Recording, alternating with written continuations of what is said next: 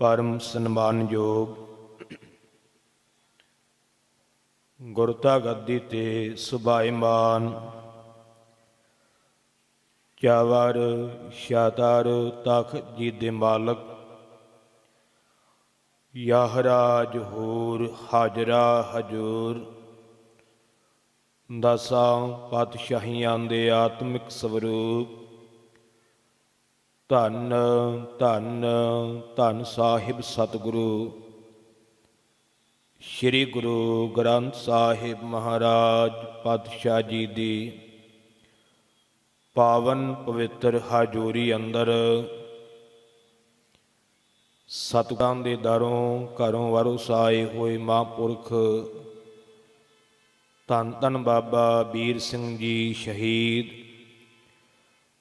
ਅਤੇ ਉਹਨਾਂ ਦੇ ਦਰ ਘਰ ਦੀ ਸੇਵਾ ਨਿਭਾਉਣ ਵਾਲੇ ਮਹਾਂਪੁਰਖ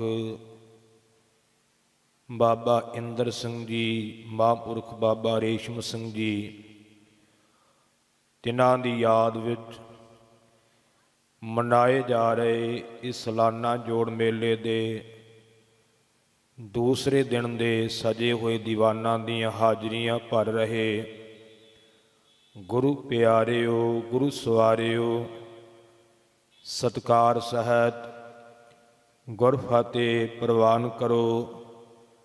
ਆਖੋ ਜੀ ਵਾਹਿਗੁਰੂ ਜੀ ਕਾ ਖਾਲਸਾ, ਵਾਹਿਗੁਰੂ ਜੀ ਕੀ ਫਤਿਹ। ਸਤਿਗੁਰਾਂ ਦੀ ਅਪਾਰ ਕਿਰਪਾ ਸਦਕਾ ਦੂਸਰੇ ਦਿਨ ਦੇ ਇਹ ਸੁੰਦਰ ਦੀਵਾਨ ਸਜੇ ਹੋਏ ਨੇ। ਦਾਸ ਤੋਂ ਪਹਿਲਾਂ ਬਹੁਤ ਹੀ ਸਤਿਕਾਰਯੋਗ ਗਿਆਨੀ ਸੁਖਵੰਤ ਸਿੰਘ ਜੀ ਬਹਾਦਰ ਨਗਰ ਵਾਲੇ, ਤਿੰਨਾਂ ਦੇ ਪਾਸੋਂ ਆਪ ਜੀ ਨੇ ਬਹੁਤ ਹੀ ਅਮੁੱਲੀਆਂ ਵਿਚਾਰਾਂ ਸਰਵਣ ਕੀਤੀਆਂ ਨੇ ਕਿ ਗੁਰੂ ਦੀ ਸਮਰੱਥਾ ਕੀ ਹੈ, ਤੇ ਜੇ ਅਸੀਂ ਆਪਣੇ ਮੂਲ ਨਾਲੋਂ ਟੁੱਟ ਜਾਵਾਂਗੇ ਤੇ ਸਾਡਾ ਜੀਵਨ ਬਰਬਾਦ ਹੋ ਜਾਵੇਗਾ। ਬੜੇ ਸੋਹਣੇ ਪ੍ਰਮਾਣ ਦੇ ਕੇ ਉਹਨਾਂ ਨੇ ਆਪਾਂ ਨੂੰ ਗੁਰੂ ਨਾਲ ਜੋੜਨ ਦਾ ਯਤਨ ਕੀਤਾ ਹੈ। ਬੈਠੇ ਬੈਠੇ ਮੇਰੇ ਮਨ ਵਿੱਚ ਵੀ ਵਿਚਾਰ ਆਇਆ ਸੀ ਕਿ ਮੈਂ ਵੀ ਇਹੀ ਵਿਚਾਰਾਂ ਅੱਗੇ ਤੁਹਾਡੇ ਸਨਮੁਖ ਰੱਖਾਂ। ਉਹਨਾਂ ਨੇ ਗੁਰੂ ਦੀ ਸਮਰੱਥਾ ਨੂੰ ਜਨਾਉਂਦਿਆਂ ਹੋਇਆਂ ਧੰਨ ਗੁਰੂ ਅੰਗਦ ਦੇਵ ਪਾਤਸ਼ਾਹ ਜੀ ਦੇ ਜੀਵਨ ਦੀ ਇੱਕ ਘਟਨਾ ਦੀ ਸਾਂਝ ਪਾਈ, ਜੋ ਮਲੂਕੇ ਚੌਧਰੀ ਦੀ ਸ਼ਰਾਬੀ ਦੀ ਘਟਨਾ ਸੀ, ਜਿਸ ਨੇ ਗੁਰੂ ਸਾਹਿਬ ਜੀ ਦੇ ਚਰਨਾਂ ਵਿੱਚ ਆ ਕਰਕੇ ਆਖਿਆ ਸੀ, ਤਪਾ ਜੀ ਮੈਂ ਤੁਹਾਡਾ ਬੜਾ ਜਸ ਸੁਣਿਆ ਤੇ ਇਹ ਜਸ ਮੈਂ ਸਹੀ ਤਾਂ ਮੰਨਾਂ ਜੇ ਤੁਸੀਂ ਮੇਰੇ ਵੀ ਰੋਗ ਕੱਟ ਦਿਓ। ਮਾਰੇ ਕਹਿੰਦੇ ਮਲੂਕਿਆ ਰੋਗ ਕੀ ਹੈ? ਕਹਿਣ ਲੱਗਾ ਦਾਤਾ ਮਿਰਗੀ ਦਾ ਦੌਰਾ ਪੈਂਦਾ ਹੈ, ਬੜੇ ਇਲਾਜ ਕਰਵਾਏ ਨੇ, ਠੀਕ ਨਹੀਂ ਹੋਇਆ। ਮਾਰੇ ਕਹਿੰਦੇ ਸ਼ਰਾਬ ਪੀਣਾ ਹੁੰਦਾ? ਹਾਂ ਮਹਾਰਾਜ ਮੈਂ ਝੂਠ ਨਹੀਂ ਬੋਲਦਾ, ਸ਼ਰਾਬ ਮੈਂ ਰੋਜ਼ ਪੀਣਾ। ਮਾਰੇ ਕਹਿੰਦੇ ਸ਼ਰਾਬ ਛੱਡ ਦੇ, ਮਿਰਗੀ ਦਾ ਦੌਰਾ ਨਹੀਂ ਪਊਗਾ। ਇਹ ਗੁਰੂ ਦੀ ਸਮਰੱਥਾ ਇੱਕ ਬਚਨ ਨਾਲ। ਮਹਾਰਾਜ 7 ਬਚਨ ਸ਼ਰਾਬ ਛੱਡ ਦਿੱਤੀ। ਇਤਿਹਾਸਕਾਰ ਲਿਖਦੇ ਨੇ ਕਿ 8 ਸਾਲ ਤੱਕ ਮਲੂਕੇ ਚੌਧਰੀ ਨੂੰ ਮਿਰਗੀ ਦਾ ਦੌਰਾ ਨਹੀਂ ਪਿਆ। 8 ਸਾਲ। 8 ਸਾਲਾਂ ਬਾਅਦ ਜਦੋਂ ਕਹਿੰਦੇ ਸਾਉਣ ਦਾ ਮਹੀਨਾ ਸੀ, ਵਿਦਵਾਨਾਂ ਨੇ ਲਿਖਿਆ ਹੈ ਕਿ ਨਿੱਕੀ ਨਿੱਕੀ ਕਣੀ ਦਾ ਮੀਂਹ ਪੈ ਰਿਹਾ ਸੀ, ਮੌਸਮ ਬੜਾ ਸੁਹਾਵਣਾ ਸੀ, ਕਿਉਂਕਿ ਸ਼ਰਾਬੀਆਂ ਵਾਸਤੇ ਇਹੋ ਜਿਹਾ ਮੌਸਮ ਬੜਾ ਸੋਹਣਾ ਹੁੰਦਾ। ਹਰ ਤਰ੍ਹਾਂ ਦਾ ਮੌਸਮ ਹੈ ਨਾ, ਰੱਬ ਦੇ ਪਿਆਰਿਆਂ ਦਾ ਆਪਣਾ ਮੌਸਮ ਹੈ, ਵਛਈਆਂ ਦਾ ਆਪਣਾ ਮੌਸਮ ਹੈ, ਕਿਉਂਕਿ ਜਿਹੜੇ ਪਾਸੇ ਕੋਈ ਲੱਗਾ ਹੋਇਆ ਉਹਨੂੰ ਉਹੀ ਮੌਸਮ ਚੰਗਾ ਲੱਗਦਾ ਹੈ। ਤੇ ਆਪਣੇ ਨੌਕਰ ਨੂੰ ਕਹਿੰਦਾ ਹੈ ਅੱਜ ਮੌਸਮ ਬੜਾ ਸੁਹਾਵਣਾ, ਜਾ ਇੱਕ ਬੋਤਲ ਲੈ ਕੇ ਆ। ਨੌਕਰ ਨੇ ਹੁਕਮ ਮੰਨਣਾ ਸੀ, ਬੋਤਲ ਲੈ ਆਂਦੀ। ਸ਼ਰਾਬ ਪੀਤੀ ਤੇ ਸ਼ਰਾਬ ਦਾ ਸੁਭਾਅ ਹੀ ਐਸਾ ਭੈੜਾ ਹੈ ਕਿ ਉਹ ਬੰਦੇ ਦਾ ਦਿਮਾਗ ਵਿਗਾੜੇਗੀ। ਸ਼ਰਾਬ ਦਾ ਅਰਥ ਵੀ ਕਰ ਦੇਵਾਂ। ਵੈਸੇ ਸ਼ਰਾਬ ਸ਼ਬਦ ਜਿਹੜਾ ਨਾ ਇਹ ਫਾਰਸੀ ਭਾਸ਼ਾ ਦਾ ਹੈ, ਤੇ ਫਾਰਸੀ ਦੇ ਵਿੱਚ ਸ਼ਰਾਬ ਦਾ ਅਰਥ ਹੈ ਸ਼ਰਾਰਤ ਦਾ ਪਾਣੀ, ਜਿਹੜਾ ਸਾਡੇ ਅੰਦਰ ਸ਼ਰਾਰਤ ਪੈਦਾ ਕਰੇ, ਦਿਮਾਗ ਨੂੰ ਵਿਗਾੜ ਦੇਵੇ। ਚਲੋ ਮੈਂ ਗੁਰਬਾਣੀ ਵਿੱਚੋਂ ਵੀ ਅਰਥ ਕਰ ਦੇਵਾਂ। ਗੁਰਬਾਣੀ ਵਿੱਚ ਵੀ ਸ਼ਰਾਬ ਦਾ ਜ਼ਿਕਰ ਆਇਆ ਹੈ ਕਿ ਸ਼ਰਾਬ ਕੀ ਕਰਦੀ ਹੈ। ਧੰਨ ਗੁਰੂ ਅਮਰਦਾਸ ਪਾਤਸ਼ਾਹ ਜੀ ਦਾ ਬਚਨ ਹੈ, ਮਾਨਸ ਭਰਿਆ ਆਣਿਆ ਮਾਨਸ ਭਰਿਆ ਆਏ, ਜਿਤ ਪੀਤੈ ਮਤ ਦੂਰ ਹੋਏ, ਬਰਲ ਪਵੈ ਵਿੱਚ ਆਏ। ਸ਼ਰਾਬ ਕੀ ਹੈ? ਮਾਰੇ ਕਹਿੰਦੇ ਜਿਹਨੂੰ ਪੀ ਕਰਕੇ ਬੰਦੇ ਦੀ ਮੱਤ ਵਿਗੜ ਜਾਂਦੀ, ਦੂਰ ਹੋ ਜਾਂਦੀ, ਮੱਤ ਰਹਿੰਦੀ ਨਹੀਂ ਉਹਦੇ ਕੋਲ। ਬਰਲ ਪਵੈ ਵਿੱਚ ਆਏ, ਉਹਦੇ ਜੀਵਨ ਦੇ ਵਿੱਚ ਬਰਲ ਪੈ ਜਾਂਦਾ। ਤੇ ਜਦੋਂ ਬੰਦਾ ਕਿਤੇ ਅਚਨਚੇਤ ਡੋਲਦਾ ਹੋਇਆ ਕਿਸੇ ਦੇ ਵਿੱਚ ਵੱਜੇ ਨਾ, ਤੇ ਆਪਾਂ ਕਹਿੰਦੇ ਬਰਲਿਆ ਹੋਇਆ ਹੈ। ਉਦੋਂ ਹੀ ਕਹਿੰਦੇ ਨਾ ਵੀ ਬਰਲਿਆ ਹੋਇਆ ਹੈ। ਬਰਲ ਪਵੈ ਵਿੱਚ ਆਏ, ਉਹਦੇ ਜੀਵਨ ਵਿੱਚ ਬਰਲ ਪਵੇਗਾ, ਉਹ ਪਾਗਲ ਹੋਵੇਗਾ, ਕਮਲਾ ਹੋਵੇਗਾ। ਜਿਤ ਪੀਤਾ ਮਤ ਦੂਰ ਹੋਏ, ਬਰਲ ਪਵੈ ਵਿੱਚ ਆਏ, ਆਪਣਾ ਪਰਾਇਆ ਨਾ ਪਛਾਣਈ। ਉਹ ਫਿਰ ਆਪਣੇ ਪਰਾਏ ਦੀ ਪਛਾਣ ਨਹੀਂ ਕਰਦਾ, ਸਾਰਿਆਂ ਨੂੰ ਗਾਲਾਂ ਕੱਢੂ, ਭਾਵੇਂ ਆਪਣਾ ਹੈ ਤੇ ਭਾਵੇਂ ਬੇਗਾਨਾ ਹੈ। ਨਾ ਉਹਨੇ ਮਾਂ ਵੇਖਣੀ, ਨਾ ਉਹਨੇ ਭੈਣ ਵੇਖਣੀ, ਨਾ ਉਹਨੇ ਭਰਾ ਵੇਖਣਾ, ਨਾ ਉਹਨੇ ਭਤੀਜਾ ਵੇਖਣਾ। ਹੁੰਦਾ ਨਾ ਇੱਦਾਂ? ਮਹਾਰਾਜ ਨੇ ਝੂਠ ਥੋੜ੍ਹਾ ਲਿਖਿਆ, ਹੁੰਦਾ ਇੱਦਾਂ, ਐਸਾ ਹੁੰਦਾ ਹੈ। ਮੈਂ ਆਪਣੀਆਂ ਅੱਖਾਂ ਨਾਲ ਵੇਖਿਆ ਹੈ। ਮੇਰੇ ਪਿਤਾ ਜੀ ਪੀਂਦੇ ਹੁੰਦੇ ਸੀ, ਬਹੁਤ ਪੀਂਦੇ ਹੁੰਦੇ ਸੀ। ਅੱਖਾਂ ਨਾਲ ਵੇਖਿਆ, ਜਦੋਂ ਪੀ ਲੈਣੀ ਫਿਰ ਨਹੀਂ ਕਿਸੇ ਦੀ ਪਛਾਣ ਵੀ ਕੌਣ ਆਪਣਾ ਤੇ ਕੌਣ ਬੇਗਾਨਾ ਹੈ। ਇਹ ਤੇ ਮਹਾਰਾਜ ਨੇ ਕਿਰਪਾ ਕਰ ਦਿੱਤੀ। ਹੁਣ 20 ਸਾਲ ਹੋ ਗਏ ਮਹਾਰਾਜ ਨੇ ਮਗਰੋਂ ਲਾਈ, ਕਿਉਂਕਿ ਜਿਹੜੀ ਚੀਜ਼ ਅੱਖੀਂ ਵੇਖੀ ਹੈ ਤੁਸੀਂ ਵੇਖੀ ਹੋਣੀ, ਮੈਂ ਤੇ ਆਪਣੇ ਘਰ ਚੋਂ ਵੇਖੀ ਹੈ ਨਾ। ਪਰ ਇਹ ਤੇ ਮਹਾਰਾਜ ਦਾ ਕੋਈ ਕਰਮ ਸੀ। ਅਸੀਂ ਸ਼ਰਾਬੀ ਵੱਜਦੇ ਹੁੰਦੇ ਸਾਂ, ਸ਼ਰਾਬੀ ਪਿੰਡ 'ਚ। ਕਿਸੇ ਨੇ ਪੁੱਛਣਾ ਕਿੱਥੇ ਜਾਣਾ, ਸ਼ਰਾਬੀਆਂ ਦੀ ਵਹਿਗ ਤੇ। ਅੱਜ ਕੋਈ ਪੁੱਛੇ ਕਹਿੰਦੇ ਜਥੇਦਾਰਾਂ ਦੀ ਵਹਿਗ ਤੇ। ਕਿੰਨਾ ਫਰਕ ਪੈ ਗਿਆ ਗੁਰੂ ਨਾਲ ਜੁੜਨ ਕਰਕੇ। ਕਿੱਥੇ ਸ਼ਰਾਬੀ ਵੱਜਦੇ ਹੁੰਦੇ ਸਾਂ, ਕਿੱਥੇ ਅੱਜ ਜਥੇਦਾਰ ਗਿਣੇ ਜਾਂਦੇ ਆ। ਨਹੀਂ ਤੇ ਸਾਨੂੰ ਕਿਹਨੇ ਪੁੱਛਣਾ ਸੀ। ਇਹ ਮੂਲ ਨਾਲ ਜੁੜਨ ਦੀ ਗੱਲ ਹੈ। ਜਿੰਨਾ ਚਿਰ ਮੂਲ ਨਾਲੋਂ, ਗਿਆਨੀ ਜੀ ਗੱਲ ਕਰਕੇ ਗਏ ਸੀ ਨਾ, ਮੂਲ ਨਾਲੋਂ ਟੁੱਟਾਂਗੇ ਤੇ ਰੁਲ ਜਾਵਾਂਗੇ। ਰੁਲਦੇ ਰਹੇ ਜਿੰਨਾ ਚਿਰ ਮੂਲ ਨਾਲੋਂ ਟੁੱਟੇ ਰਹੇ ਆ। ਅੱਜ ਮੂਲ ਨਾਲ ਜੁੜੇ ਆ ਤੇ ਮਹਾਰਾਜ ਨੇ ਇੰਨੀਆਂ ਕੁ ਵਡਿਆਈਆਂ ਦਿੱਤੀਆਂ, ਕਿਸੇ ਚੀਜ਼ ਦੀ ਕਮੀ ਨਹੀਂ ਗੀ। ਸਾਈਕਲ ਦੀ ਆਸ ਨਹੀਂ ਸੀ ਘਰੇ, ਪਰ ਅੱਜ ਜਹਾਜ਼ਾਂ ਤੇ ਚੜੇ ਫਿਰਦੇ। ਇਹ ਮੂਲ ਨਾਲ ਜੁੜਨ ਕਰਕੇ ਹੈ, ਇਹ ਮੂਲ ਨਾਲ ਜੁੜੇ ਕਰਕੇ ਹੈ। ਜੇ ਉਸੇ ਥਾਂ ਰਹਿੰਦੇ ਸਾਈਕਲ ਵੀ ਨਹੀਂ ਸੀ ਲੈ ਸਕਣਾ। ਅੱਜ ਮਹਾਰਾਜ ਨੇ ਗੱਡੀਆਂ ਦਿੱਤੀਆਂ, ਕਿੱਥੇ ਜਹਾਜ਼ਾਂ ਦਾ ਸਫ਼ਰ ਕਰਦੇ ਫਿਰਦੇ। ਇਹ ਮੂਲ ਨਾਲ ਜੁੜਨ ਦੀ ਗੱਲ ਹੈ। ਇਹ ਮੈਂ ਆਪਣੇ ਜੀਵਨ 'ਚ ਹੰਢਾਈ ਗੱਲ ਦੱਸ ਰਿਹਾ। ਇੱਕ ਤਾਂ ਹੁੰਦਾ ਨੇ ਕਿਸੇ ਦੀ ਗੱਲ ਦੱਸੀਏ, ਇਹ ਮੇਰੇ ਜੀਵਨ 'ਚ ਵਾਪਰਿਆ ਹੈ। ਸਾਡੇ ਘਰ ਭੱਠੀ ਲੱਗੀ ਰਹਿੰਦੀ ਸੀ, ਭੱਠੀ ਮੁੱਲ ਵੀ ਨਹੀਂ ਖਰੀਦਣੀ, ਆਪ ਤਿਆਰ ਕਰਨੀ। ਪਰ ਜਦੋਂ ਗੁਰੂ ਕਿਰਪਾ ਕਰਦਾ ਨੇ, ਇਹ ਨਾ ਸੋਚਿਆ ਕਰੋ ਵੀ ਕਿਹੜਾ ਸ਼ਰਾਬ ਵੀ ਬਹੁਤ ਹੀ ਪੀਂਦਾ ਛੱਡ ਨਹੀਂ ਸਕਦਾ। ਐਸਾ ਨਹੀਂ ਕੁਝ ਵੀ ਹੈਗਾ ਜਿਹੜਾ ਗੁਰੂ ਦੀ ਕਿਰਪਾ ਨਾਲ ਛੱਡਿਆ ਨਾ ਜਾ ਸਕੇ। ਸਭ ਕੁਝ ਬਦਲ ਸਕਦਾ ਹੈ। ਬੜੇ ਇੱਥੇ ਵੀ ਪਰਿਵਾਰ ਤੁਹਾਨੂੰ ਮਿਲਾ ਸਕਦਾ ਹੈ ਜਿਹੜੇ ਗੁਰੂ ਦੀ ਗੱਲ ਸੁਣ ਕੇ ਬਦਲੇ ਆ, ਜਿਨ੍ਹਾਂ ਤੇ ਆਸ ਹੀ ਨਹੀਂ ਸੀ ਲੋਕਾਂ ਨੂੰ ਵੀ ਇਹ ਕਦੀ ਗੁਰਦੁਆਰੇ ਵੀ ਆ ਜਾਣਗੇ। ਮੈਨੂੰ ਕਈ ਮਿਲਦੇ ਅੱਜ ਵੀ ਕਹਿੰਦੇ ਗਿਆਨੀ ਜੀ ਅਸੀਂ ਤਾਂ ਕਦੀ ਗੁਰਦੁਆਰੇ ਆਏ ਹੀ ਨਹੀਂ ਸੀ। ਪਰ ਜਦੋਂ ਅਸੀਂ ਕਥਾ ਸੁਣੀ ਨਾ, ਸਾਡਾ ਅੰਦਰ ਝੰਜੋੜਿਆ ਗਿਆ। ਉਦੋਂ ਤੋਂ ਹੀ ਗੁਰਦੁਆਰੇ ਆਉਣ ਲੱਗ ਪਏ। ਇਸੇ ਕਰਕੇ ਤੇ ਕਥਾ ਦੀ ਲੋੜ ਹੈ।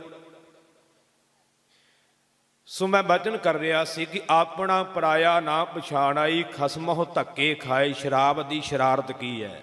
ਕਹਿੰਦੇ ਜਦੋਂ ਬੰਦਾ ਪੀ ਲੈਂਦਾ ਤੇ ਉਹਨੂੰ ਆਪਣੇ ਪਰਾਏ ਦੀ ਪਛਾਣ ਨਹੀਂ ਰਹਿੰਦੀ। ਉਹ ਖਸਮ ਵੱਲੋਂ ਵੀ ਧੱਕੇ ਖਾਂਦਾ, ਘਰ ਵਾਲਿਆਂ ਵੱਲੋਂ ਵੀ ਉਹਨੂੰ ਸਤਿਕਾਰ ਨਹੀਂ ਮਿਲਦਾ। ਵੇਖ ਲਿਓ, ਜਿਹੜਾ ਬੰਦਾ ਸ਼ਰਾਬ ਪੀਂਦਾ ਉਹਨੂੰ ਘਰੋਂ ਵੀ ਸਤਿਕਾਰ ਨਹੀਂ ਮਿਲੂਗਾ, ਬਾਹਰ ਵੀ ਨਹੀਂ ਮਿਲੇਗਾ, ਰੱਬ ਦੀ ਦਰਗਾਹ 'ਚ ਵੀ ਨਹੀਂ ਮਿਲੇਗਾ। ਸਾਰੇ ਪਾਸਿਓਂ ਧੱਕੇ ਖਾਂਦਾ। ਆਪਣਾ ਪਰਾਇਆ ਨਾ ਪਛਾਣ ਆਈ, ਖਸਮਹੁ ਧੱਕੇ ਖਾਏ। ਤੇ ਜਿੱਦਣ ਬੰਦਾ ਸ਼ਰਾਬ ਛੱਡ ਦਿੰਦਾ ਨਾ, ਉਦੋਂ ਘਰ ਵਾਲੇ ਵੀ ਉਹਦਾ ਮਾਣ ਕਰਨਗੇ, ਸਤਿਕਾਰ ਕਰਨਗੇ। ਪਤਨੀ ਵੀ ਉਹਨੂੰ ਸਤਿਕਾਰ ਦੇਊਗੀ, ਬੱਚੇ ਵੀ ਉਹਨੂੰ ਸਤਿਕਾਰ ਦੇਣਗੇ, ਬਾਹਰ ਦੇ ਲੋਕ ਵੀ ਉਹਨੂੰ ਸਤਿਕਾਰ ਦੇਣਗੇ। ਇਹ ਤਾਂ ਤੁਸੀਂ ਇੱਥੇ ਹੀ ਪਰਖ ਸਕਦੇ ਨਾ, ਅੱਗੇ ਜਿੱਦਾਂ ਜੇ ਗੱਲ ਵੱਧਦੀ ਆ ਇੱਥੇ ਹੀ ਪਰਖ ਸਕਦੇ ਇਹ ਚੀਜ਼। ਆਪਣਾ ਪਰਾਇਆ ਨਾ ਪਛਾਣ ਆਈ, ਖਸਮਹੁ ਧੱਕੇ ਖਾਏ। ਜਿਤ ਪੀਤੈ ਖਸਮ ਵਿਸਰੈ, ਦਰਗਹਿ ਮਿਲੈ ਸਜਾਏ। ਕੱਲਾ ਇੱਥੇ ਨਹੀਂ ਗੀ ਖੇਡ ਵਰਤਦੀ। ਮਾਰੇ ਕਹਿੰਦੇ ਜਿਹੜੀ ਸ਼ਰਾਬ ਨੂੰ ਪੀ ਕੇ ਬੰਦੇ ਨੂੰ ਰੱਬ ਭੁੱਲ ਜਾਂਦਾ ਹੈ ਤੇ ਰੱਬ ਦੀ ਦਰਗਾਹ ਵਿੱਚ ਸਜ਼ਾ ਮਿਲਦੀ ਹੈ, ਸਜ਼ਾ ਵੀ ਮਿਲਦੀ ਹੈ। ਝੂਠਾ ਮਦ ਮੂਲ ਨਾ ਪੀਚਾਈ ਜੇ ਕਾ ਪਾਰ ਵਸਾਏ। ਮੇਰੇ ਗੁਰੂ ਅਮਰਦਾਸ ਪਾਤਸ਼ਾਹ ਕਹਿੰਦੇ ਐਸਾ ਝੂਠਾ ਨਸ਼ਾ ਗੁਰਮੁਖਾ ਕਦੇ ਭੁੱਲ ਕਿਵੇਂ ਨਾ ਪੀਵੀਂ, ਜਿੰਨਾ ਵੀ ਵਸ ਚੱਲਦਾ ਇਹਦੇ ਤੋਂ ਦੂਰ ਭੱਜ ਜਾ, ਇਹਦੇ ਨੇੜੇ ਨਾ ਆਈ। ਉਹ ਸ਼ਰਾਬ ਮਲੂਕੇ ਨੇ ਬੰਦੇ ਕੋਲ ਜਦੋਂ 4 ਪੈਸੇ ਆ ਜਾਂਦੇ ਨਾ ਉਦੋਂ ਬੰਦਾ ਭੁੱਲ ਜਾਂਦਾ ਰੱਬ ਨੂੰ, ਫੇਰ ਵਿਗੜ ਜਾਂਦਾ। ਕਈ ਵਾਰ ਵਿਗੜਦਾ ਕਿਉਂ ਹੈ? ਜਦੋਂ ਸੰਗਤ ਮਾੜੀ ਹੋ ਜਾਂਦੀ, ਜਦੋਂ ਗੁਰੂ ਘਰ ਨਹੀਂ ਆਉਂਦਾ। ਕੱਲਾ ਅੰਮ੍ਰਿਤ ਛਕਣਾ ਕਾਫੀ ਨਹੀਂਗਾ। ਅੰਮ੍ਰਿਤ ਛਕ ਕਰਕੇ ਕੱਲਾ ਐਡਮਿਸ਼ਨ ਲੈਣਾ ਕਾਫੀ ਨਹੀਂ ਹੁੰਦਾ। ਫਿਰ ਸਕੂਲੇ ਬੱਚੇ ਨੇ ਐਡਮਿਸ਼ਨ ਲੈ ਲਈ ਵੀ ਹੁਣ ਸਕੂਲੇ ਜਾਵੇ ਹੀ ਨਾ, ਹੁਣ ਪੜ੍ਹਾਈ ਨਾ ਕਰੇ, ਫਿਰ ਕੀ ਹੋਊਗਾ? ਕੁਝ ਵੀ ਨਹੀਂ ਹੋਣਾ, ਫਿਰ ਖਾਲੀ ਰਹਿ ਜਾਣਾ ਉਹਨੇ। ਐਡਮਿਸ਼ਨ ਲੈ ਕੇ ਵੀ ਫੇਲ ਹੋ ਜਾਂਦੇ ਕਈ। ਕਿਉਂ? ਸਕੂਲ ਨਹੀਂ ਜਾਂਦੇ, ਪੜ੍ਹਾਈ ਨਹੀਂ ਕਰਦੇ। ਅੰਮ੍ਰਿਤ ਛਕ ਕੇ ਵੀ ਕਈ ਫੇਲ ਹੋ ਜਾਂਦੇ। ਕਿਉਂ? ਗੁਰੂ ਕੋਲ ਨਹੀਂ ਜਾਂਦੇ, ਸੰਗਤ ਨਹੀਂ ਕਰਦੇ, ਸਿਮਰਨ ਅਭਿਆਸ ਨਹੀਂ ਕਰਦੇ, ਸੇਵਾ ਨਹੀਂ ਕਰਦੇ। ਆ ਕਈ ਮੈਨੂੰ ਕਹਿ ਦਿੰਦੇ ਆ, ਬਾਬਾ ਜੀ ਕੀ ਫਾਇਦਾ ਅੰਮ੍ਰਿਤ ਛਕਾਉਣ ਦਾ ਜੀ, ਫਲਾਣੇ ਨੇ ਛੱਡਤਾ ਜੀ, ਫਲਾਣੇ ਨੇ ਛੱਡਤਾ। ਮੈਂ ਕਿਹਾ ਕੋਈ ਗੱਲ ਨਹੀਂ, ਇਹਦੇ 'ਚ ਸਾਡਾ ਗੁਨਾਹ ਤਾਂ ਨਹੀਂ, ਨਾ ਕੋਈ ਗੁਰੂ ਦਾ ਗੁਨਾਹ ਹੈ। ਹੁਣ ਇੱਕ ਟੀਚਰ ਹੈ, ਉਹਦੀ ਕਲਾਸ ਵਿੱਚ 80 ਬੱਚੇ ਨੇ, ਉਹ ਸਾਰਿਆਂ ਨੂੰ ਪੜ੍ਹਾ ਰਿਹਾ ਹੈ, ਸਿਲੇਬਸ ਇੱਕੋ ਹੈ, ਟਾਈਮ ਟੇਬਲ ਇੱਕੋ ਹੈ, ਪੜ੍ਹਾਉਣ ਵਾਲਾ ਇੱਕੋ ਹੈ, ਫਿਰ ਵੀ 80 ਚੋਂ 20 ਫੇਲ ਹੋ ਗਏ। ਹੁਣ ਟੀਚਰ ਦਾ ਗੁਨਾਹ ਥੋੜ੍ਹਾ ਹੈ। ਟੀਚਰ ਨੇ ਤਾਂ ਸਾਰਿਆਂ ਨੂੰ ਇੱਕੋ ਜਿਹਾ ਪੜ੍ਹਾਇਆ, ਟੀਚਰ ਨੇ ਤੇ ਸਾਰਿਆਂ ਨੂੰ ਇੱਕੋ ਜਿਹਾ ਟਾਈਮ ਦਿੱਤਾ ਹੈ। ਉਹਨੇ ਕਿਸੇ ਨਾਲ ਵਿਤਕਰਾ ਨਹੀਂ ਕੀਤਾ, ਇੱਕੋ ਹੀ ਸਿਲੇਬਸ ਪੜ੍ਹਾਇਆ ਸਾਰਿਆਂ ਨੂੰ, ਮਿਹਨਤ ਇੱਕੋ ਜਿਹੀ ਕਰਾਈ ਹੈ। ਜੇ 20 ਫੇਲ ਹੋਏ ਆ ਤੇ ਆਪਣੀ ਕਰਤੂਤ ਕਰਕੇ ਹੋਏ ਆ, ਆਪਣੀ ਨਲਾਇਕੀ ਕਰਕੇ ਹੋਏ ਆ, ਟੀਚਰ ਕਰਕੇ ਨਹੀਂ ਹੋਏ। ਜੇ ਕੋਈ ਅੰਮ੍ਰਿਤ ਤੋਂ ਡਿੱਗਦਾ ਹੈ ਤੇ ਉਹ ਆਪਣੀ ਨਲਾਇਕੀ ਕਰਕੇ ਡਿੱਗਦਾ ਹੈ। ਇਹ ਨਾ ਸਮਝਿਓ ਵੀ ਉਹ ਛਕਾਉਣ ਵਾਲਿਆਂ ਦਾ ਗੁਨਾਹ ਜਾਂ ਗੁਰੂ ਨੇ ਦੇਣ ਵਾਲੇ ਦਾ ਗੁਨਾਹ। ਨਹੀਂ, ਗੁਨਾਹ ਉਹਦਾ ਹੀ ਹੈ, ਪਾਪੀ ਉਹੀ ਬਣੇਗਾ, ਗੁਰੂ ਨਹੀਂ। ਧਿਆਨ ਦੇਣਾ। ਪਰ ਟੀਚਰ ਦਾ ਮਤਲਬ ਇਹ ਨਹੀਂ ਵੀ ਜੇ 20 ਫੇਲ ਹੋ ਗਏ ਤੇ ਹੁਣ ਟੀਚਰ ਪੜ੍ਹਾਉਣਾ ਹੀ ਛੱਡ ਦੇਵੇ ਵੀ ਯਾਰ ਕਿ 20 ਫੇਲ ਹੋ ਗਏ ਆ ਤੇ ਹੁਣ ਮੈਂ ਪੜ੍ਹਾਉਣਾ ਹੀ ਛੱਡ ਦੇਵਾਂ। ਨਹੀਂ, ਉਹ ਫਿਰ ਵੀ ਕਲਾਸ ਲਾਉਂਦਾ ਹੈ, ਫਿਰ ਵੀ ਉਹ ਅੱਗੇ ਚੱਲਦਾ ਰਹਿੰਦਾ ਹੈ। ਇਸੇ ਤਰ੍ਹਾਂ ਜੇ ਕੋਈ ਡਿੱਗਦਾ ਹੈ ਤੇ ਸਾਡਾ ਮਤਲਬ ਇਹ ਨਹੀਂ ਵੀ ਅਸੀਂ ਪ੍ਰਚਾਰ ਕਰਨਾ ਹੀ ਛੱਡ ਦਈਏ, ਹੁਣ ਗੁਰੂ ਦੀ ਗੱਲ ਸੁਣਾਉਣੀ ਛੱਡ ਦਈਏ, ਅੰਮ੍ਰਿਤ ਛਕਾਉਣਾ ਹੀ ਛੱਡ ਦਈਏ। ਨਹੀਂ, ਐਸਾ ਨਹੀਂ ਹੋ ਸਕਦਾ। ਹੋ ਸਕਦਾ ਫੇਲ ਹੋਇਆ ਦੁਬਾਰਾ ਫਿਰ ਪੜ੍ਹਨ ਲੱਗ ਪਵੇ, ਫਿਰ ਆ ਕੇ ਵਿੱਚ ਪਾਸ ਹੋ ਸਕਦਾ ਹੈ। ਉਹਨੂੰ ਵੀ ਦਿਲ ਛੱਡਣ ਦੀ ਲੋੜ ਨਹੀਂ ਵੀ ਜੇ ਇੱਕ ਵਾਰ ਫੇਲ ਹੋ ਗਿਆ ਤੇ ਐਸਾ ਤਾਂ ਨਹੀਂਗਾ ਵੀ ਹਰ ਵਾਰੀ ਫੇਲ ਹੀ ਹੋਣਾ ਹੈ। ਦੂਜੀ ਵਾਰ ਵੀ ਆ ਸਕਦਾ ਹੈ, ਗੁਰੂ ਦਾ ਤਰਲਾ ਲੈ ਸਕਦਾ ਹੈ, ਫਿਰ ਪਾਸ ਹੋ ਸਕਦਾ ਜੇ ਪਿਛਲੇ ਔਗਣ ਛੱਡ ਦੇਵੇ ਤਾਂ। ਪਹਿਲੀਆਂ ਹਰਕਤਾਂ ਛੱਡ ਦੇ। ਜੇ ਤਾਂ ਉਹੀ ਕੰਮ ਕਰਨੇ ਫਿਰ ਤਾਂ ਆਉਣ ਦਾ ਲੋੜ ਨਹੀਂ, ਫਿਰ ਤਾਂ ਦੂਰੀ ਐਡਮਿਸ਼ਨ ਲੈਣ ਦੀ ਫਾਇਦਾ ਕੋਈ ਨਹੀਂਗਾ। ਜੇ ਤੇ ਆਪਾਂ ਉਹੀ ਕਰਮ ਕਰਨੇ ਫਿਰ ਤਾਂ ਫਿਰ ਫੇਲ ਹੋ ਜਾਵਾਂਗੇ। ਨਹੀਂ, ਜੇ ਦੁਬਾਰਾ ਐਡਮਿਸ਼ਨ ਲੈਣੀ ਹੈ ਤੇ ਫਿਰ ਪਿਛਲੀਆਂ ਗਲਤੀਆਂ ਛੱਡਣੀਆਂ ਪੈਣੀਆਂ, ਅੱਗੇ ਅਭਿਆਸ ਕਰਨਾ ਪੈਣਾ ਹੈ। ਫਿਰ ਉਹ ਫੇਲ ਹੋਇਆ ਦਾਗ ਵੀ ਲੈ ਜਾਵੇਗਾ ਅਗਲੀ ਵਾਰ, ਫਿਰ ਸਤਿਕਾਰ ਮਿਲ ਜਾਵੇਗਾ, ਫਿਰ ਗੁਰੂ ਬਖਸ਼ ਦੇਵੇਗਾ। ਸੋ ਇਸ ਕਰਕੇ ਗੁਰਮੁਖੋ ਮਲੂਕੇ ਨੇ ਸੋਚਿਆ ਜਦੋਂ ਹੁਣ ਨਿੱਕੀ ਨਿੱਕੀ ਕਣੀ ਦਾ ਮੀਂਹ ਪੈਂਦਾ, ਬੋਤਲ ਮੰਗਾ ਲਈ, ਸ਼ਰਾਬ ਦੀਆਂ 2 ਘੁੱਟਾਂ ਅੰਦਰ ਗਈਆਂ, ਅੰਦਰ ਸ਼ਰਾਰਤ ਪੈਦਾ ਹੋਈ, ਹੋਰ ਪੈਗ ਲਾਉਣ ਨੂੰ ਜੀ ਕੀਤਾ। 2-4 ਪੈਗ ਲਾਏ, ਮੱਤ ਮਾਰੀ ਗਈ। ਮੈਂ ਪਹਿਲਾਂ ਬਿਆਨ ਕਰ ਚੁੱਕਾ ਹੈ, ਮੱਤ ਮਾਰੀ ਜਾਂਦੀ, ਮੱਤ ਮਾਰੀ ਗਈ। ਚੁਬਾਰੇ ਤੇ ਚੜ ਗਿਆ। ਲਾਗੇ ਮਹਾਰਾਜ ਦਾ ਮਲ ਅਖਾੜਾ ਸਾਹਿਬ ਸਥਾਨ ਵਾ, ਉਹਦੇ ਨਾਲ ਹੀ ਚੌਧਰੀ ਦਾ ਘਰ ਸੀ, ਉੱਥੋਂ ਦਿਸਦਾ ਸੀ ਮਹਾਰਾਜ। ਚੜ ਕੇ ਚੁਬਾਰੇ ਤੇ ਕਹਿਣ ਲੱਗਾ ਮਹਾਰਾਜ ਨੂੰ, ਤੁਸੀਂ ਕਿਹਾ ਸੀ ਸ਼ਰਾਬ ਨਾ ਪੀਓ, ਅੱਜ ਮੈਂ ਪੀ ਲਈ ਹੈ, ਮੇਰੇ ਤੋਂ ਰਿਹਾ ਨਹੀਂ ਗਿਆ। ਅੱਜ ਮੌਸਮ ਬੜਾ ਸੁਹਾਨਾ ਸੀ ਤੇ ਮੇਰੇ ਪਾਤਸ਼ਾਹ ਵੀ ਉੱਚੀ ਆਵਾਜ਼ ਵਿੱਚ ਕਹਿੰਦੇ, ਮਲੂਕਿਆ ਜੇ ਤੂੰ ਸਾਡਾ ਬਚਨ ਨਹੀਂ ਨਾ ਰੱਖਿਆ ਤੇ ਮਿਰਗੀ ਵੀ ਸਾਡੇ ਬਚਨਾਂ ਦੀ ਵੱਜੀ ਹੋਈ ਆ ਲੈ, ਫਿਰ ਇਹ ਵੀ ਆਉਂਦੀ ਹੋ। ਬਸ ਇੰਨਾ ਬਚਨ ਕਰਨ ਦੀ ਦੇਰ ਸੀ, ਮਿਰਗੀ ਦਾ ਦੌਰਾ ਪਿਆ ਤੇ ਚੁਬਾਰੇ ਤੋਂ ਉਲਟ ਕੇ ਧਰਤੀ ਤੇ ਡਿੱਗਾ, ਸਿਰ ਫਿਸ ਗਿਆ ਤੇ ਮੌਤ ਹੋ ਗਈ। ਇਹ ਗੁਰੂ ਦੀ ਸਮਰੱਥਾ ਹੈ। ਜੇ ਧੰਨ ਗੁਰੂ ਅੰਗਦ ਦੇਵ ਪਾਤਸ਼ਾਹ ਦਾ ਜੀਵਨ ਪੜ੍ਹੀਏ ਨਾ ਤੇ ਗੁਰੂ ਅੰਗਦ ਦੇਵ ਜੀ ਦੀ ਸਮਰੱਥਾ, ਸਾਰੇ ਗੁਰੂ ਇੱਕੋ ਹੀ ਹੈ ਪਰ ਸਮਾਂ ਨਹੀਂ ਮੈਂ ਸਾਰਿਆਂ ਦਾ ਇਤਿਹਾਸ ਸੁਣਾਵਾਂ। ਇਹ ਨਾ ਸਮਝਿਓ ਵੀ ਬਾਕੀਆਂ 'ਚ ਸਮਰੱਥਾ ਨਹੀਂ, ਇੱਕੋ ਹੀ ਜੋਤ ਹੈ ਸਾਰੇ। ਪਰ ਗੁਰੂ ਅੰਗਦ ਸਾਹਿਬ ਦੀ ਗੱਲ ਚੱਲੀ ਕਰਕੇ ਮੈਂ ਉਹਨਾਂ ਦੇ ਜੀਵਨ ਦੀ ਇੱਕ ਘਟਨਾ ਹੋਰ ਸੁਣਾ ਦੇਵਾਂ। ਇਤਿਹਾਸਕਾਰ ਲਿਖਦੇ ਨੇ कि जदों अमृत वेले धन गुरु अंगद देव पातशाह बाहर जाते सन तो जिहदे ते पहली दृष्टि कटे जाते सन। ध्यान देना, इतिहास में दर्ज है जो लोगों को इस गल का पता लगा ना, तो जेडे मार्गसाणी गुरु अंगद साहब जाते सन, लोगों के घरों में जेडे कई कई सालों के मरीज सन, जिन्हों के रोग ठीक होने की आस नहीं सी, मंजियां ते पए सन, बुरे हालात सन, उन्होंने लोगों ने उस रस्ते ते लिया के लम्मे पा दिते जेडे रस्ते धन गुरु अंगद साहब जाते हैं। ये गल विश्वास की होंगी गुरमुखो। कोई भी रिश्ता है, आप दुनियावी तौर पर घर परिवार में रहने, साडा रिश्ता विश्वास से टिका होंदा। पति पत्नी का रिश्ता बड़ा नाजुक होंदा है, विश्वास से टिकया है। जे पति पत्नी नूं एक दूजे ते शक हो जाए तो रिश्ता टुट जाऊगा, बस विश्वास ते ही है ना। जदों शक हो गया उदों कोई भी रिश्ता टुट सकता है। रिश्ता उदों टुटदा जदों शक पैंदा है। गुरु का रिश्ता भी उदों टुट जाता है जदों सिख नूं गुरु ते शक हो जाए भी ये नहीं हो सकता, उदों रिश्ता टुट जाना है। फिर भावें वो मनता भावें नहीं मनता, उसका कोई अर्थ नहीं गा। जो गुरु ते ही शक हो गया भी गुरु अज कुछ कर नहीं सकता, अज कईयां नूं होया ही है ना, जिहड़े कहिंदे आ ते गुरु साहब तां आम इंसान सन, बस जी गुणा करके महान सन, उदां आम इंसान सन। नहीं गुरमुखो, ज्ञानी सुखवंत सिंह जी ने गुरबाणी का ही एक वचन तुहानूं सुनाया सी कि गुरु साहब आम इंसान नहीं, जोत रूप हर आप गुरु नानक कहायो, ज्योति स्वरूप वाहिगुरु आप, तो उसे ने गुरु नानक कहाया है। ये बाकियां वास्ते क्यों नहीं वचन, साडे वास्ते क्यों नहीं गा, ये केवल गुरु वास्ते है। मैं कई बार वचन पढ़दा हुन्ना, गुरबाणी नूं पढ़ीए ना, तो गुरबाणी विच ये गल वार वार आउंदी है, एको जप एको साल आहे, एक सिमर एको मन आहे, एक सके गुण गाओ अनंत, मन तन जाप एक भगवंत। जां बचन पढ़दे गुरा एक देह बुझाई, सबना जियां का एक दाता, सो मैं विसर ना जाई। मुक्त की गल वाल आवां, गुरबाणी विच केवल एक नूं जपण की गल आई है, एक नूं जपण की आई ना। तो जे आप आखी भी रब होर है तो गुरु होर है, फिर दो हो जाणगे ना, होणगे ना दो। जे आप रब नूं वखरा मन्नीए तो गुरु नूं वखरा कर दईए भी रब वखरा है तो गुरु साहब वखरे ने, फिर तो दो हो जाने ना। ध्यान दे, हुण गुरबाणी विच जिथे रब नूं जपण की गल आई, उत्थे मारे कहंदे गुरु गुरु गुर कर मन मोर, गुरु बिना मैं नाही होर। गुरु गुरु जपण की भी गल गई ना, कि फिर ये द्वैत पैदा कर दी महाराज ने। एक पासे रब नूं जपण की गल की, एक गुरु नूं जपण की गल की। भट्ट कहंदे ने जपिआओ जिन अर्जुन देव गुरु, फिर संकट जोन गर्भ न आया। ये वचन मैं तां सुनाया, कोई कह सकता जी नहीं गुरु शब्द भी रब वास्ते आया, पर इत्थे ते नाम ही नाल लिया भट्टां ने, फिर जिन्हें गुरु अर्जन देव पातशाह नूं जपिआ है वो दोबारा जम्मण मरण के गेड़ विच नहीं आया। गुरबाणी विच लिखिया गुर नानक जिन सुनिया पेखिया, से फिर गरभास ना परिया रे। क्योंकि गुरबाणी नूं जे व्याकरण मुताबक भी पढ़ीए तो जिहड़ा कक्के नूं औंकड़ वाला नानक है ना, वो गुरु नानक नाल संबंध रखता है। ध्यान देना, बाकी शब्द विद्वानां ने लिखे है भी बाकी जिहड़े नानक ना आउंदे, किते मुक्ते भी आउंदे आ, भी कक्का मुक्ता, किते कक्के नूं सिहारी भी आउंदी, तीन तरह आउंदा है। ध्यान देना, पर जिहड़ा औंकड़ वाला नानक है उस केवल ते केवल गुरु नानक नूं संबोधन करके आउंदा है। बाकी नानक शब्द जिहड़े आ वो पातशाह ने अपने वास्ते वरतिया, जिवें गुरु नानक साहब ने भी वरतिया।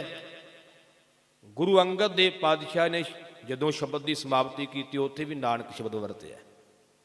ध्यान देना, पर जिथे सिहारी वाला होवेगा, कक्के मुक्ते वाला होवेगा, उत्थे शब्द होवेगा कि पंजवें सतगुरु जी फरमा रहे ने, दूसरे सतगुरु जी कह रहे ने, तीसरे सतगुरु जी कह रहे ने।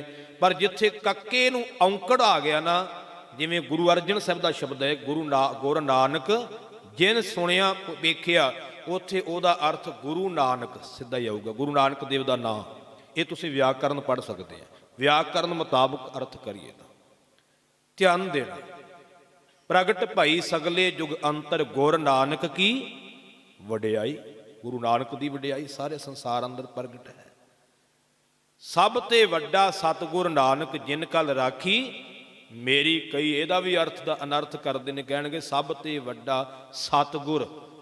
ਫਿਰ ਨਾਨਕ ਬੋਲਣਗੇ ਵੀ ਮਹਾਰਾਜ ਕਹਿ ਰਹੇ ਵੀ ਸਾਰਿਆਂ ਤੋਂ ਵੱਡਾ ਸਤਿਗੁਰੂ ਪਰਮੇਸ਼ਰ ਹੈ। ਨਹੀਂ, ਇੱਥੇ ਗੁਰੂ ਨਾਨਕ ਨੂੰ ਵੱਡਾ ਕਿਹਾ, ਕਿਉਂਕਿ ਪਰਮੇਸ਼ਰ ਦੇ ਦੋ ਸਵਰੂਪ ਨੇ, ਨਿਰਗੁਣ ਆਪ ਸਰਗੁਣ ਭੀ ਉਹੀ, ਕਲਾ ਧਾਰ ਜਿਨ ਸਗਲੀ ਮੋਹੀ। ਉਹ ਵੱਖਰੇ ਨਹੀਂਗੇ, ਇੱਕ ਹੀ ਨੇ। ਨਿਰਗੁਣ ਵੀ ਉਹ ਹੈ ਤੇ ਸਰਗੁਣ ਵੀ ਹੈ। ਨਿਰਗੁਣ ਦਾ ਅਰਥ ਹੈ ਜਿਹੜਾ ਦਿਸਦਾ ਨਹੀਂ ਪਰ ਵਿਆਪਕ ਹੈ। ਸਰਗੁਣ ਦਾ ਅਰਥ ਹੈ ਜਿਹਦਾ ਕੋਈ ਆਕਾਰ ਹੈ, ਰੰਗ ਰੂਪ ਹੈ। ਗੁਰੂ ਨਾਨਕ ਦੇਵ ਪਾਤਸ਼ਾਹ ਜੀ ਮਹਾਰਾਜ ਧਿਆਨ ਦੇਣਾ, ਇੱਕ ਰੂਪ ਨੇ। ਹੁਣ ਗੁਰਬਾਣੀ ਵਿੱਚ ਪਰਮੇਸ਼ਰ ਨੂੰ ਜਪਣ ਦਾ ਵਾਰ-ਵਾਰ ਜ਼ਿਕਰ ਆਇਆ, ਉੱਥੇ ਗੁਰੂ ਨੂੰ ਜਪਣ ਦਾ ਆਇਆ ਹੈ। ਤੇ ਜੇ ਆਪਾਂ ਇਹਨਾਂ ਦੋਨਾਂ ਨੂੰ ਵੱਖ ਕਰ ਦਈਏ ਵੀ ਗੁਰੂ ਵੱਖਰਾ ਹੈ ਤੇ ਪਰਮੇਸ਼ਰ ਵੱਖਰਾ ਹੈ, ਤੇ ਫਿਰ ਦਵੈਤ ਪੈਦਾ ਹੋ ਗਈ ਵੀ ਮਹਾਰਾਜ ਤੇ ਕਹਿੰਦੇ ਵੀ ਇੱਕ ਨੂੰ ਜਪਣਾ ਹੈ, ਫਿਰ ਗੁਰੂ ਨੂੰ ਜਪਣਾ, ਤੇ ਦਵੈਤ ਹੋ ਗਈ ਨਾ, ਦੂਜੇ ਨੂੰ ਜਪਣਾ ਹੋ ਗਿਆ। ਨਹੀਂ, ਗੁਰੂ ਤੇ ਪਰਮੇਸ਼ਰ ਇੱਕ ਨੇ, ਉਹਨਾਂ 'ਚ ਅੰਤਰ ਕੋਈ ਨਹੀਂ। ਗੁਰੂ ਨੂੰ ਜਪ ਲਾ, ਪਰਮੇਸ਼ਰ ਨੂੰ ਜਪ ਲਾ, ਇੱਕ ਦੀ ਗੱਲ ਹੈ, ਦੋ ਦੀ ਨਹੀਂ। ਗੁਰੂ ਗੁਰੂ ਜਪ, ਵਾਹਿਗੁਰੂ ਦਾ ਨਾਮ ਜਪ, ਵਾਹਿਗੁਰੂ, ਉਹਦੇ ਵਿੱਚ ਵੀ ਗੁਰੂ ਸ਼ਬਦ ਆਵੇਗਾ। ਧਿਆਨ ਦੇਣਾ, ਗੁਰੂ ਤੇ ਪਰਮੇਸ਼ਰ ਇੱਕ ਨੇ। ਇਹ ਸਾਨੂੰ ਹੁਕਮ ਵੀ ਕੀਤਾ ਹੈ, ਗੁਰ ਪਰਮੇਸ਼ਰ ਏਕੋ ਜਾਣ, ਇਹ ਹੁਕਮ ਹੈ। ਮਾਰੇ ਕਹਿੰਦੇ ਗੁਰੂ ਤੇ ਪਰਮੇਸ਼ਰ ਨੂੰ ਇੱਕ ਜਾਣ, ਨਾਨਕ ਸੋਧੇ ਸਿਮਰਤ ਵੇਦ, ਪਾਰ ਬ੍ਰਹਮ ਗੁਰ ਨਾਹੀ ਭੇਦ। ਕਹਿੰਦੇ ਰੱਬ ਵਿੱਚ ਤੇ ਗੁਰੂ ਵਿੱਚ ਕੋਈ ਫਰਕ ਨਹੀਂਗਾ, ਇੱਕ ਨੇ। ਗੁਰ ਗੋਬਿੰਦ, ਗੋਬਿੰਦ ਗੁਰੂ ਹੈ, ਨਾਨਕ ਭੇਦ ਨਾ ਭਾਈ। ਭਾਈ ਕੋਈ ਫਰਕ ਹੀ ਨਹੀਂਗਾ, ਇੱਕੋ ਹੀ ਹੈ। ਧਿਆਨ ਦੇਣਾ, ਆਦ ਨਿਰੰਜਨ ਹੈ ਗੁਰੂ ਨਾਨਕ, ਧਾਰ ਕੇ ਮੂਰਤ ਹੈ ਜਗ ਆਇਓ। ਲੋਕ ਸੁਣਿਓ ਪਰ ਲੋਕ ਸੁਣਿਓ, ਬਿਦ ਲੋਕ ਸੁਣਿਓ, ਸਭ ਦਰਸ਼ਨ ਪਾਇਓ। ਸੰਗਤ ਪਾਰ ਉਤਾਰਨ ਕਉ, ਗੁਰੂ ਨਾਨਕ ਸਾਹਿਬ ਪੰਥ ਚਲਾਇਓ। ਵਾਹਿਗੁਰੂ ਗੁਰੂ ਨਾਨਕ ਸਾਹਿਬ, ਧਾਰ ਕੇ ਮੂਰਤ ਹੈ ਜਗ ਆਇਓ। ਵਾਹਿਗੁਰੂ ਹੀ ਸਰੂਪ ਧਾਰ ਕਰਕੇ ਸੰਸਾਰ ਤੇ ਗੁਰੂ ਨਾਨਕ ਦਾ ਆਇਆ ਹੈ। ਇੱਕ ਉਰਦੂ ਦਾ ਸ਼ਾਇਰ ਬੜਾ ਸੁੰਦਰ ਬਚਨ ਲਿਖਦਾ ਹੈ। ਉਹ ਲਿਖਦਾ ਹੈ, ਨਾਨਕ ਗੁਰੂ ਰਹਿਨੁਮਾ ਬਣ ਕੇ ਆਇਆ, ਹਰ ਇੱਕ ਦਰਦੇ ਦਿਲ ਕੀ ਦੁਆ ਬਣ ਕੇ ਆਇਆ। पापों की अग्नि में जलती थी दुनिया, बुझाने की खातिर सफा बन के आया।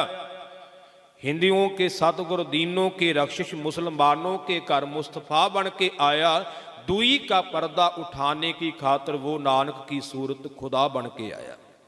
कहते द्वैत का पर्दा, ईरखा चुगली निंदिया भेद भाव का पर्दा दूर करने वास्ते कहते वो खुदा ही गुरु नानक का रूप संसार ते धार करके आया। ਤਾਂ ਹੀ ਸਾਰਿਆਂ ਨੇ ਕਿਹਾ, ਹਿੰਦੂਆਂ ਨੂੰ ਪੁੱਛਿਆ ਉਹ ਕਹਿੰਦੇ ਸਾਡਾ ਹੈ, ਮੁਸਲਮਾਨਾਂ ਨੂੰ ਪੁੱਛਿਆ ਤੇ ਉਹ ਕਹਿੰਦੇ ਸਾਡਾ ਹੈ, ਸਿੱਖਾਂ ਦਾ ਤਾਂ ਹੈਗਾ ਹੀ ਹੈਗਾ ਜਿਨ੍ਹਾਂ ਨੂੰ ਪੈਦਾ ਕੀਤਾ। ਤਾਂ ਹੀ ਭਾਈ ਗੁਰਦਾਸ ਜੀ ਲਿਖਦੇ, ਜਾਹਰ ਪੀਰ ਜਗਤ ਗੁਰ ਬਾਬਾ, ਸਭਨਾਂ ਦੇ ਸਾਂਝੇ ਧੰਨ ਗੁਰੂ ਨਾਨਕ ਦੇਵ ਪਾਤਸ਼ਾਹ। ਗੁਰੂ ਦੀ ਸਮਰੱਥਾ ਤੇ ਗੁਰਮੁਖੋਂ ਸ਼ੱਕ ਨਹੀਂ ਕੀਤਾ ਜਾ ਸਕਦਾ।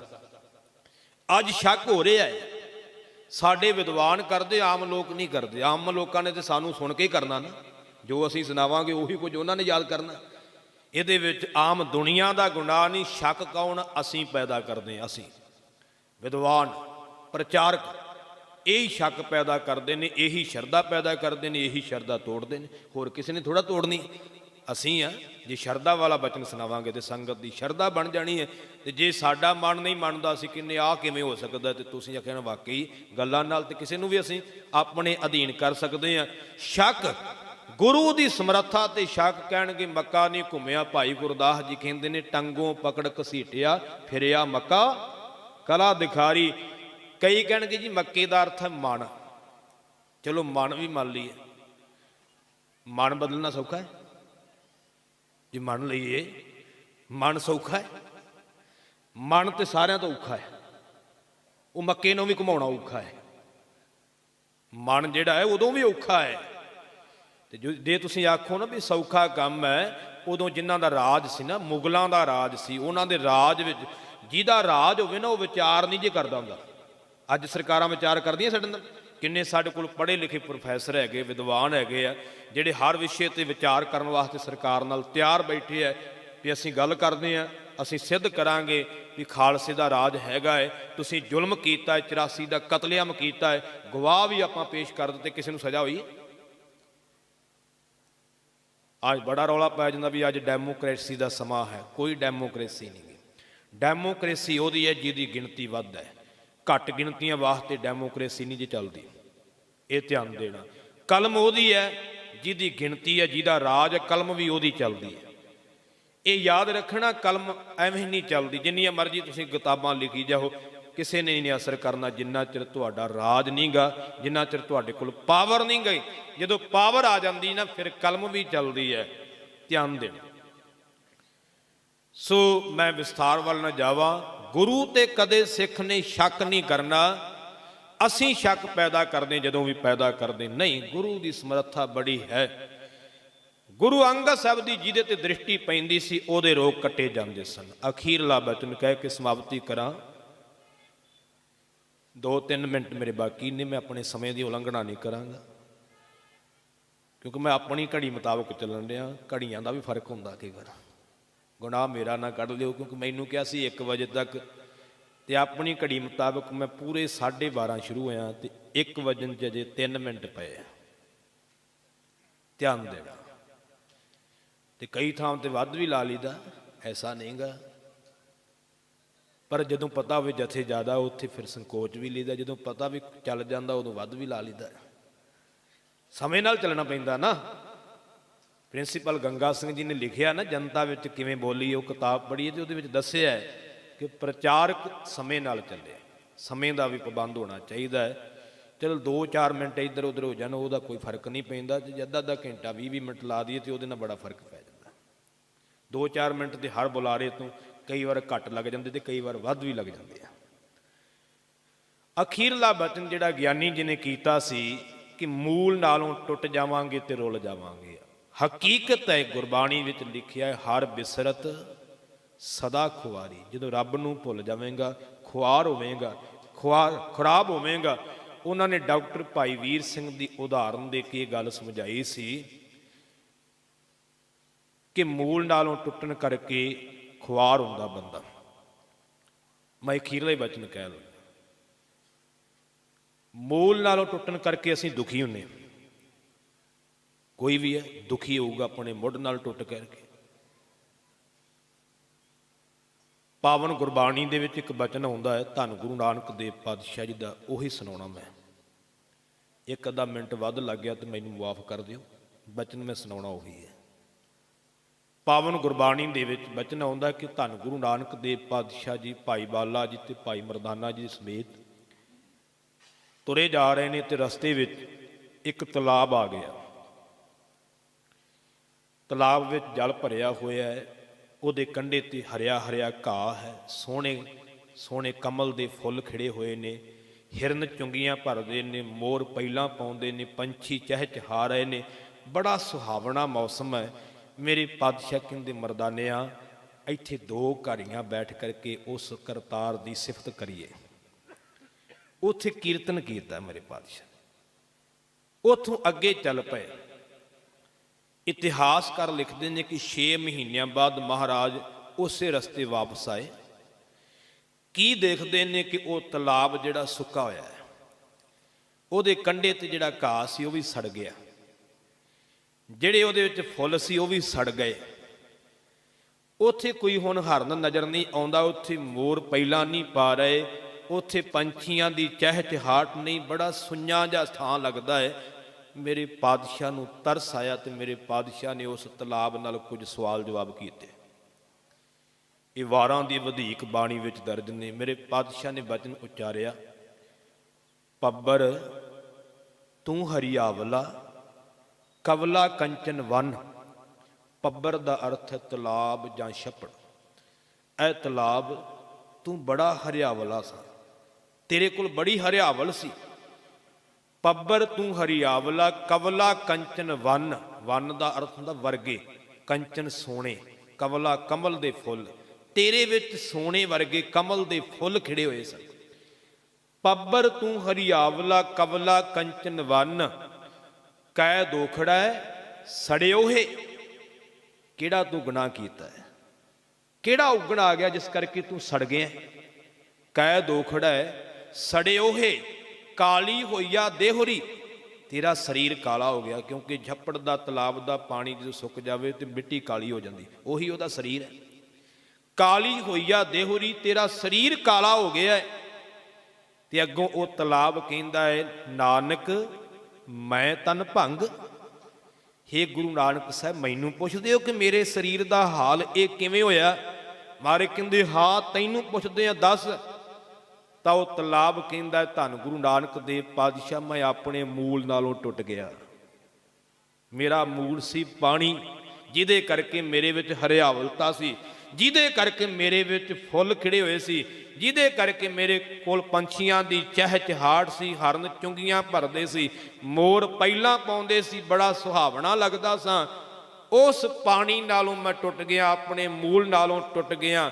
जाना पानी ना लहा, वो पानी मैनू हुण मिलदा नहीं। जै सेती मेरा संग, जिहदे नाल मेरा प्यार सी, संग सी, जिहदी संगत करके मेरे विच ये गुण सन। जित डिठै तन पर फुड़ै, चढ़ै चवगण वन। जिन्हों वेख करके मेरा शरीर खिड़ जाता सी, मेरे ते चौगना रंग चढ़दा सी। मैं अपने मूल नालों टुट गया ते सड़ सुक गया है। गल तलाब दी नहीं, गल साडी चलदी है। ते प्रमाण दिता मेरे पातशाह ने, सिखा जदों तू अपने मूल नालों टुट जावेगा, तेरी हालत भी उस तलाब वाली होवेगी, सड़ सुक जावेगा। मूल नालों टुटन करके परमेश्वर ते भुलिया, व्यापन सभे रोग। वेमुख होए जन्म ते, वेमुख होए राम ते, लगन जन्म वजोग। रब नालों वेमुख होवेगा ते जन्मां दे वजोग लग जाणगे। हुण कारण की है? गुरमुखो कारण यह है, टुटे रब नालों, टुटे गुरु नालों दुखी तां होए, सड़े तां।